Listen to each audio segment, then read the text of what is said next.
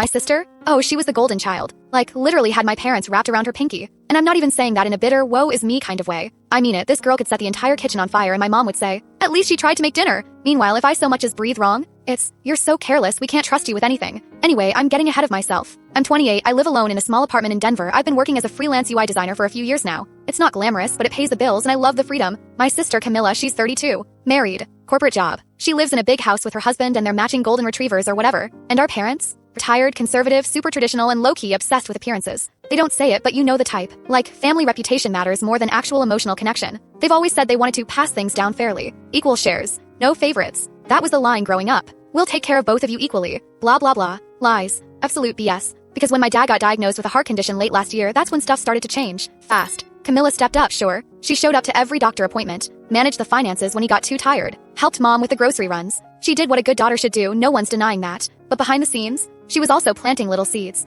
And I didn't realize it until it was too late. Like, I'd call to check in and my mom would sound cold. Weird. She'd say stuff like, well, Camilla said you've been so busy lately. Or, we just want to make sure you're not overwhelmed. You know, you have a history of being a little inconsistent. Girl, what? I'm literally the one who helped pay for Camilla's wedding dress when she was broke out of college. I loaned her money when her husband's business tanked for a minute. I've watched their dog. I've babysat their friends' kids when she was double booked. But I'm the selfish one? Nah, something was off. So I started digging. Lightly. Like, I wasn't trying to start drama. I just wanted to know what was being said about me. I asked my mom casually if I could help with dad's medical expenses and she flat out said, no, Camilla's handling all that. It's better that way. When I pushed, she goes, we just can't really risk giving you access to anything financial right now. Y'all, I swear I stopped breathing for a second. Risk? Me? What exactly were they scared of? That I'd run off to Vegas with a $300 pharmacy bill? Felt so personal. Like a slap in the face. And then it got worse. 2 weeks later, I visited for dinner. I brought dessert, hugged my dad, tried to help in the kitchen. I was doing my best to be chill, to be good, but the vibe was weird. Camilla was there, and the way she looked at me, girl, it was like I'd walked in wearing rags to the Met Gala. So we're sitting at the table and out of nowhere, she goes,